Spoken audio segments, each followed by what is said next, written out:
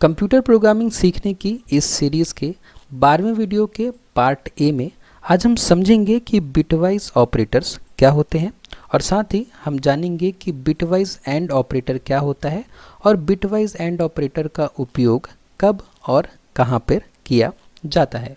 तो चलिए शुरुआत करते हैं आज के इस वीडियो की और सबसे पहले हम समझते हैं कि बिटवाइज ऑपरेटर्स क्या होते हैं।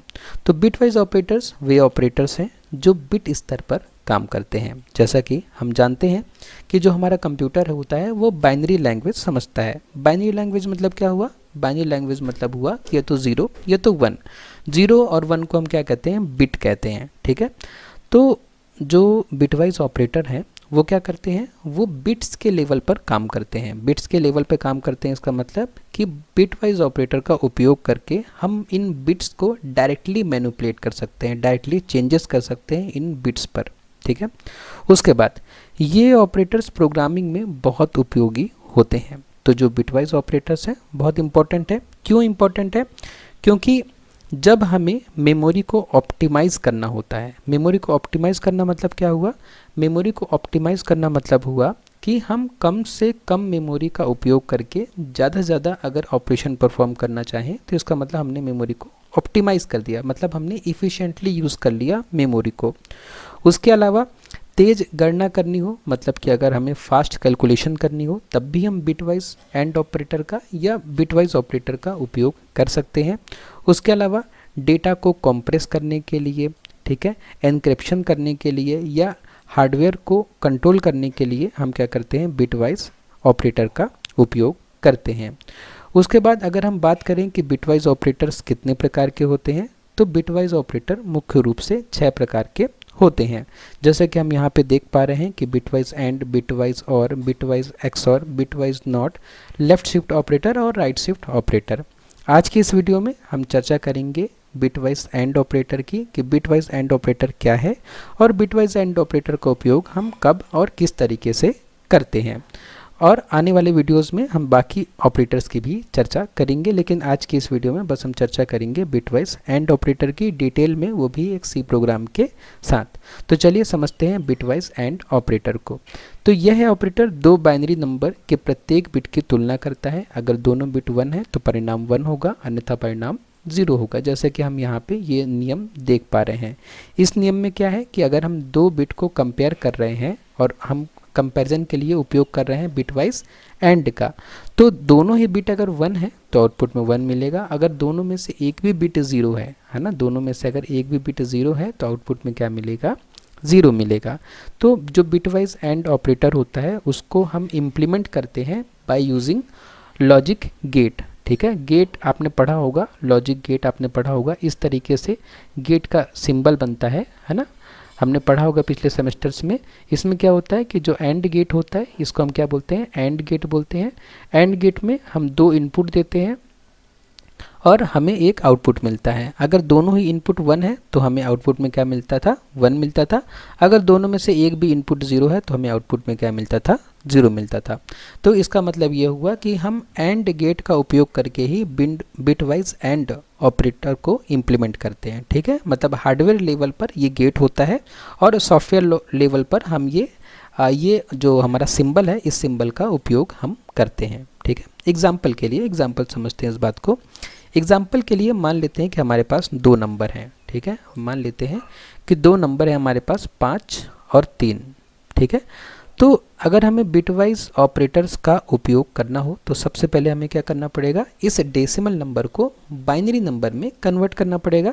तो जैसा कि हम जानते हैं कि 5 जो है वो डेसिमल में लिखा है हुआ इसका, और इसका जो बाइनरी होता है वो 101 होता है। अगर आपको नहीं पता कि डेसिमल टू बाइनरी कन्वर्जन या बाइनरी टू डेसिमल कन्वर्जन हम किस तरीके से कर सकते हैं, तो आप अभी आई बटन पर क्लिक करके मेरे उस वीडियो को देख सकते हैं जिसमें मैंने आपको ये सारे कन्वर्जन्स जो हैं बहुत डिटेल में समझाए हैं। ठीक है, तो अभी हम मान के चलते हैं कि आपको आता है कि आप डेसिमल को बाइनरी में किस तरीके से कन्वर्ट करते हैं।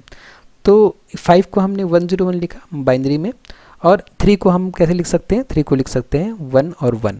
ओके, अब हमें एक चीज़ और क्या ध्यान देनी है कि जब भी हम बिटवाइज ऑपरेटर्स का उपयोग करेंगे, बिटवाइज ऑपरेटर्स का उपयोग करके कोई कैलकुलेशन करेंगे, तो जो हम ये बिट्स लिख रहे हैं ना यहाँ पे, इसको हम या तो 2 बिट में लिखें, ठीक है, ये जो हम नंबर लिख रहे हैं इस नंबर को मैं तो 2 बिट में लिखें, या तो 4 में, या तो 8 में, या तो 16 में, या तो 32 में, या तो 64 में, ठीक है। जैसे कि यहाँ पे ये जो 5 है 3 बिट में लिखा हुआ है, ठीक है, 3 बिट में लिखा हुआ है, तो हमें इसको 3 बिट में नहीं, कम से कम इसको हमें 4 बिट में लिखना चाहिए। तो 4 बिट में लिखना चाहिए तो मैं क्या करूँगा, एक शुरू में 0 अपेंड कर दूंगा, ठीक है। इसी तरीके से जो 3 है ये 2 बिट में लिखा हुआ है, लेकिन ऊपर वाला जो नंबर है वो 4 बिट में है, और हमें क्या करना है, 2 बिट का कंपैरिजन करना है, दोनों बिट का क्या करना है, कंपैरिजन करना है। तो हम क्या करेंगे, हम यहाँ पे भी 2 0 अपेंड कर देंगे, ठीक है, ताकि हम कंपैरिजन कर सकें। जैसे कि नहीं, जब हम ऐड करते हैं, मान लीजिए हम एडिशन करते हैं, मान लीजिए हमें 2 नंबर का एडिशन करना है, एक नंबर हमारे पास 54 है और दूसरा नंबर मान लेते हैं हमारे पास 6 है, तो हम क्या करते हैं, यहाँ पे ऐसे 0 लिख लेते हैं ना ऐड करने के लिए, ताकि हम ऐसे, है ना, वर्टिकली जो है एडिशन परफॉर्म कर सकें। तो वही सेम चीज़ है ना, हम 0 को शुरू में अपेंड कर देते हैं ताकि हमारे लिए ये कंपैरिजन, बिट वाइज कंपैरिजन जो है आसान हो जाए। उसके बाद में हम जान रहे हैं कि 1 और 1 का हमें क्या करना है, इन दोनों के बीच में bit wise and operation perform करना है।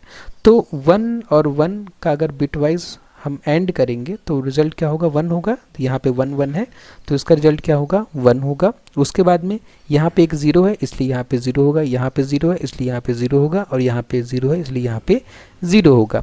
इसका मतलब हमें आउटपुट में क्या मिला, हमें आउटपुट में 0 0 0 1 मिला, जो कि डेसिमल में 1 है ना। मतलब 5 और 3 का अगर हम बिटवाइज एंड करेंगे तो हमें आउटपुट में क्या मिलेगा, 1 मिलेगा। तो ये तो हो गया कि हम बिटवाइज एंड ऑपरेशन किस तरीके से परफॉर्म करते हैं। अब हम समझते हैं कि बिटवाइज एंड ऑपरेटर का उपयोग कहाँ पे और किस लिए किया जाता है।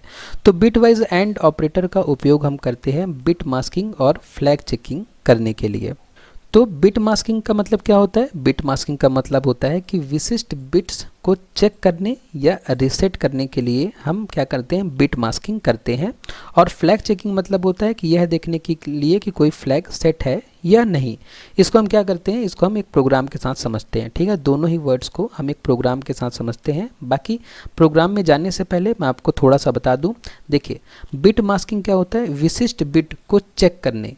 विशिष्ट बिट मतलब क्या होता है, स्पेसिफिक बिट। स्पेसिफिक बिट मतलब कि जैसे हमारे पास एक नंबर है 5, तो हमें क्या करना है, चेक करना है कोई स्पेसिफिक बिट जो है वो 1 है कि 0 है। मान लीजिए कि हमें ये वाली बिट चेक करनी है, ये 3rd बिट है, ठीक है, ये 1st बिट है, ये 2nd बिट है, ये 3rd बिट है। हमें चेक करना है कि 3rd बिट 0 है कि 1 है ना। हमें चेक करना है कि 3rd बिट 0 है या कि 1 है। तो हम क्या करेंगे, 3rd बिट में नीचे 1 कर देंगे, बाकी सब में 0 कर देंगे। ओके, अब हम इसका बिटवाइज एंड करेंगे तो हमें क्या मिल जाएगा, यहाँ पे 0, यहाँ पे 0, क्योंकि यहाँ पे 0 है ना, ये 0 और ये 1 और ये 0। तो इस आंसर को देख के हम बता पाएंगे कि इसका जो 3rd बिट है ये 1 है ना। तो हम विशिष्ट बिट को चेक कर सकते हैं बिट मास्किंग का उपयोग करके। या तो हम किसी बिट को रीसेट कर सकते हैं। रीसेट कर सकते हैं जैसे कि मान लीजिए कि हमारे पास 5 है, तो 5 को हम क्या लिख सकते हैं, 0 1 0 1। हमें ये 3rd बिट को मान लीजिए कि रीसेट करना है। रीसेट करना है मतलब 0 करना है, तो हम 3rd बिट में क्या कर देंगे, 0 कर देंगे, बाकी सब जगह 1 कर देंगे। ये देखिए अब क्या हो जाएगा, जब हम इसका बिटवाइज एंड ऑपरेशन परफॉर्म करेंगे तो यहाँ पे 1, यहाँ पे 0, यहाँ पे 0, यहाँ पे 0। इसका मतलब क्या हुआ कि हमने देखिए 3rd बिट को क्या कर दिया, 0 कर दिया, रीसेट कर दिया। 3rd बिट को देखिए यहाँ पे रीसेट कर दिया, और बाकी सब बिट वही हैं जो कि ऊपर थी। यहाँ पे 1 है, यहाँ पे 0 है, और यहाँ पे 0 था, यहाँ पे 0 है, ठीक है। बाकी सारी बिट वैसे ही हैं, बस हमने 3rd बिट को क्या कर दिया, रीसेट कर दिया। तो बिट मास्किंग हम क्यों करते हैं, किसी स्पेसिफिक बिट को चेक करने के लिए या तो किसी स्पेसिफिक बिट को रीसेट करने के लिए। उसके अलावा हम क्या करते हैं, फ्लैग चेकिंग के लिए, ठीक है। फ्लैग चेकिंग मतलब यह देखने के लिए कि कोई फ्लैग सेट है या नहीं, ठीक है, कोई फ्लैग सेट है या नहीं। फ्लैग का मतलब क्या होता है, फ्लैग एक वेरिएबल का नाम है जो कि हम प्रोग्रामिंग में अक्सर उपयोग करते हैं, ये देखने के लिए कि कोई पर्टिकुलर कंडीशन ट्रू है या फॉल्स है, ठीक है। जैसे फ्लैग मतलब क्या होता है, फ्लैग अगर हमने फ्लैग दिखाया तो मतलब हम कोई चीज़ को अलाउ कर रहे हैं, और फ्लैग नहीं दिखाया जैसे कि स्टेशंस में होता है ना कि जब कोई ट्रेन निकल रही है अगर ग्रीन फ्लैग दिखाए तो मतलब कि आप स्टेशन को क्रॉस कर जाओ, और रेड फ्लैग दिखाए मतलब कि स्टेशन में रुक जाओ। ठीक है, एकदम सेम वैसे ही फ्लैग होता है ना। हम फ्लैग देखकर डिसाइड करते हैं कि हमें आगे क्या करना है। ठीक है, तो यही फ्लैग चेकिंग के लिए भी हम बिटवाइज एंड ऑपरेटर का उपयोग करते हैं। चलिए इसको हम एक प्रोग्राम से समझते हैं। जैसे कि यहाँ पे एक सी प्रोग्राम लिखा हुआ है जिसमें हम बिट मास्किंग और फ्लैग चेकिंग कर रहे हैं। तो इस प्रोग्राम में सबसे पहले तो हमने इंक्लूड किया है stdio.h को, जो कि कंपलसरी लाइन होती है हर सी प्रोग्राम के लिए। उसके बाद हमने क्या किया है, मेन फंक्शन के अंदर हमने ये 3 वेरिएबल्स बनाए हैं। ठीक है, तो हम तीनों वेरिएबल को डिटेल में पहले समझ लेते हैं। जो हमारा पहला वेरिएबल है वो है नम नाम का, और उसमें हमने स्टोर किया है 6। ठीक है, और 6 को हम बाइनरी में किस तरीके से लिखते हैं, 6 को बाइनरी में लिखते हैं 110। ठीक है, और शुरू में एक 0 अपेंड कर देंगे इसको 4 बिट बनाने के लिए। उसके बाद में हमने एक और वेरिएबल बनाया है मास्क नाम का, मास्क नाम का एक वेरिएबल बनाया है। ठीक है, मास्क नाम का वेरिएबल बनाया है और उसकी वैल्यू क्या है, 2 है। ठीक है, और 2 को हम बाइनरी में किस तरीके से लिखते हैं, बाइनरी में 2 को लिखते हैं 10, और शुरू में हमने 2 0 अपेंड कर दिए ताकि हम इसको 4 बिट का बना सकें। अब देखिए, जब यहाँ पे हम बिट मास्किंग कर रहे हैं, ठीक है, क्या कर रहे हैं, बिट मास्किंग कर रहे हैं, इसका मतलब क्या हुआ कि देखिए जो हमारा मास्क है उसमें बाकी सारे बिट 0 हैं, लेकिन ये सेकेंड वाला बिट क्या है, 1 है। इसका मतलब क्या हुआ कि हम इस 6 में जो सेकेंड बिट में है, जो सेकेंड बिट में जो नंबर है, सेकेंड पोजीशन में जो नंबर है, उसको बस अलाउ कर रहे हैं और बाकी सबको रोक रहे हैं। ठीक है, बाकी सबको क्या कर रहे हैं, ब्लॉक कर रहे हैं। या हम चेक करना चाह रहे हैं कि सेकेंड बिट सेट है या रीसेट है ना। हम ये चेक करना चाह रहे हैं या कि सेकेंड बिट सेट है या रीसेट है। ओके, तो ये चेक करने के लिए अब देखिए हम यहाँ पे क्या कर रहे हैं, हम क्या कर रहे हैं कि नम और मास्क को हम क्या कर रहे हैं, बिटवाइज एंड ऑपरेशन परफॉर्म कर रहे हैं। तो एक बार हम पहले ऑपरेशन परफॉर्म करके देख लेते हैं। जो हमारा नम है, नम यानी कि 6 मतलब कि 0 1 1 0। ओके, 0 1 1 0। उसके बाद जो हमारा मास्क है यानी कि 2, उसको हम बाइनरी में कैसे लिख सकते हैं, 0 0 1 0। अब हम अगर इन दोनों के बीच में बिटवाइज एंड ऑपरेशन परफॉर्म करेंगे तो हमें आउटपुट में क्या मिलेगा, 0 0 का 0, 1 1 का 1, 1 0 का 0, 0 0 का 0। ठीक है, ये क्या मिला हमें, ये क्या है, ये यहाँ पे ये जो लिखा है ये 2 है। 2 मतलब क्या है, 2 मतलब एक non zero number, non zero number. Non zero number मतलब जैसे कि हम सी प्रोग्रामिंग में जानते हैं कि नॉन ज़ीरो मतलब ट्रू। ठीक है, 0 मतलब फॉल्स, नॉन जीरो मतलब ट्रू। तो 2 एक नॉन जीरो नंबर है, इसलिए ये जो इफ़ कंडीशन लिखी हुई है ना, इसके अंदर इसका जो रिजल्ट होगा, नम और मास्क का जो बिटवाइज एंड का जो रिजल्ट होगा, वो रिजल्ट क्या होगा, 2 होगा। 2 मतलब क्या हुआ, कंडीशन ट्रू। ठीक है, कंडीशन फॉल्स कब होती है, इफ़ की कंडीशन फॉल्स कब होती है, जब यहाँ पे जो रिजल्ट है वो 0 आता, मतलब कंडीशन फॉल्स। लेकिन अगर यहाँ पे 2 आया है मतलब एक नॉन जीरो नंबर आया है, इसका मतलब रिजल्ट क्या है, ट्रू है। और अगर रिजल्ट ट्रू है तो इसका मतलब ये हुआ कि हम इफ़ के अंदर जाएंगे और इफ़ के अंदर जाके इस कंडीशन को प्रिंट करेंगे। और इसमें क्या लिखा हुआ message, bit masking second bit is set. जैसे कि हम देख भी पा रहे हैं कि इसका देखिए सेकेंड बिट जो है, ये देखिए सेकेंड बिट ये है ना, ये सेकेंड बिट क्या है, सेट है। तो हमें सही रिजल्ट मिला ना। मतलब हम क्या कर रहे हैं, हम सेकेंड बिट को चेक कर रहे हैं कि सेकेंड बिट सेट है कि रीसेट है। अगर आप दूसरा एग्जांपल लेंगे जिसमें सेकेंड बिट यहाँ पे क्या होगा, रीसेट होगा, 0 होगा, तो हमें इसका जो आउटपुट होगा वो क्या मिलेगा, second bit is not set. अगर हम इसे एग्जाम्पल चेक करना चाहें तो अगर ये नम की जगह, जहाँ यहाँ पे 6 है, अगर नम की जगह मैं 5 ले लेता, ठीक है, नम की जगह मैं क्या ले लेता, 5 ले लेता, तो 5 को हम बाइनरी में किस तरीके से लिख सकते हैं, 1 0 1। ठीक है, और शुरू में एक 0 अपेंड कर देंगे उसको 4 बिट का बनाने के लिए। अब यहाँ पे हम देख पा रहे हैं कि जो सेकेंड बिट है वो क्या है, रीसेट है। ठीक है, इसका मतलब आंसर में क्या आना चाहिए, आंसर में आना चाहिए कि second bit is not set, यही आना चाहिए आंसर। तो हम देख लेते हैं। तो हम क्या करेंगे, इस 5 को 2 से, ठीक है, 2 क्या है, 2 ये मास्क है, ये मास्क देख पा रहे हैं आप ना, ये मास्क है ना, ये मास्क क्या है, 2 है। ठीक है, तो 2 को हम कैसे लिखेंगे, 2 को लिखेंगे 1 0 और शुरू में हमने 0 0 अपेंड कर दिया। ठीक है, अब हम इसका क्या करेंगे, बिटवाइज एंड करेंगे। बिटवाइज एंड करेंगे तो देखिए क्या हो जाएगा, ये 0 और ये भी 0, ये भी 0, ये भी 0, पूरा 0 मिला ना। है ना, पूरा 0 मिला, क्योंकि देखिए यहाँ पे 0 है, यहाँ पे 0 है, यहाँ पे 0 है, यहाँ पे, तो इसीलिए जब हमने बिटवाइज एंड ऑपरेशन परफॉर्म किया तो हमें पूरा 0 मिला। और पूरा 0, ये अगर 4 बिट में 0 है, इसका मतलब बाइनरी में क्या हुआ, 0 हुआ। इसका मतलब कि ये जो इफ़ था इसके अंदर यहाँ पे, कहाँ पे, यहाँ पे, है ना, जब हमने नम और मास का, अगर नम की वैल्यू क्या है, नम की वैल्यू अगर 5 है और मास की वैल्यू 2 है, और हमने दोनों का क्या किया, बिटवाइज एंड किया, है ना, तो इसका रिजल्ट क्या मिलेगा हमें, इसका रिजल्ट हमें मिलेगा 0, है ना। 0 मतलब क्या हुआ, 0 मतलब क्या हुआ, 0 मतलब कि ये कंडीशन फॉल्स हो गई। कंडीशन फॉल्स मतलब हम कहाँ जाएंगे, एल्स में जाएंगे, और एल्स में जाके हम क्या प्रिंट करेंगे, bit masking second bit is not set, मतलब सेकेंड बिट क्या है, सेट नहीं है, जो कि हम देख भी पा रहे हैं।